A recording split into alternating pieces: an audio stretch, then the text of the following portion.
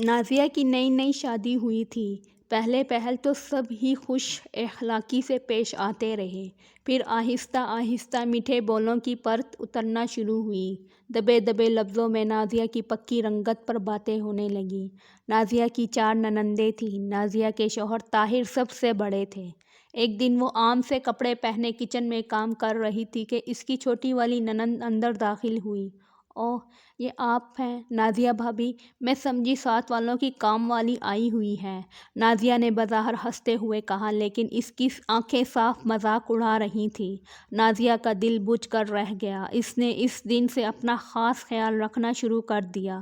ہر وقت تیار رہنے لگی تاکہ آئندہ اسے کوئی کام والی خالہ کا طعنہ نہ دے سکے، جن کی رنگت بے حد کالی تھی۔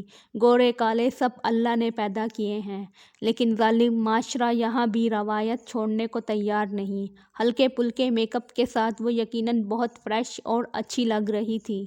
طاہر باہر موٹر سائیکل پر اس کا انتظار کر رہا تھا۔ جیسے ہی وہ ہینڈ بیگ سنبھالتے ہوئے کمرے سے نکلی، ساس کی آواز کانوں سے ٹکرائی۔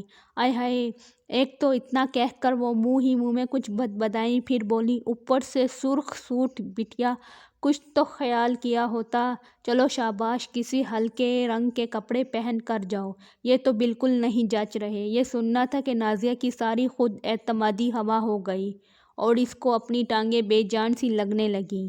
اف بھابھی، آپ نہ بس دھیمے رنگ کے کپڑے پہنا کریں۔ ساتھ بیٹھی ہوئی عائشہ ننند نے بھی ماں کی ہاں میں ہاں ملائی۔ عائشہ خود بے حد گوری رنگ کی مالک تھی۔ اس دن نازیہ کا دل شناک سے ٹوٹ گیا۔ تھوڑی دیر بعد نکلی تو عائشہ نے دیکھا کہ اس نے ہلکے براؤن رنگ کا لان کا سوٹ پہن لیا تھا۔ ایک لمحے کے لیے عائشہ کے دل کو کچھ ہوا۔ خود اس کی بھی کچھ دن بعد ہی شادی طے ہو چکی تھی۔ اس نے سوچا بھابھی سے اپنے الفاظ کے لیے معذرت کر لوں، لیکن نازیہ تیز قدموں سے بڑی سی چادر اوڑھے گیٹ سے نکل گئی۔ ہائے! یہ کالی کلوٹی بہو میرے ہی پلے پڑنی تھی۔ اف! اتنا کالا رنگ! بھئی وہ ٹوٹکے کون سے ہوتے ہیں، ذرا ان کو بھی کوئی بتا دے۔ جب رشتہ لینے گئی تھی تو بڑا میک اپ کر کے بیٹھی ہوئی تھی۔ نازیہ کی ساس مسلسل بولے جا رہی تھی۔ اب تو نازیہ ان آوازوں اور طعنوں کی عادی ہو چکی تھی۔ عائشہ شادی کے بعد پہلی بار رہنے کے لیے آئی تھی۔ نازیہ کچن میں بری طرح مصروف تھی۔ اس نے بریانی بنائی، سالن میں کوفتے بنائے اور میٹھے میں فروٹ ٹرفل۔ جب رائتا بنانے کے لیے فریج کھولا تو دہی غائب تھا۔ اف! آنٹی سے کہتی ہوں کہ دہی منگوا دیں، شاید انکل بھول گئے ہوں۔ یہ سوچتی ہوئی وہ کمرے کی طرف بڑھی تو عائشہ کی سسکیوں نے اس کے قدم روک لیے۔ امی جی، میری ساس کہتی ہے کہ خالی گورا رنگ ہی کافی نہیں ہوتا، بندے میں کچھ بات ہونی چاہیے۔ جیسے ہی مجھ پر نظر پڑتی ہے کوسنے دینے لگتی ہیں۔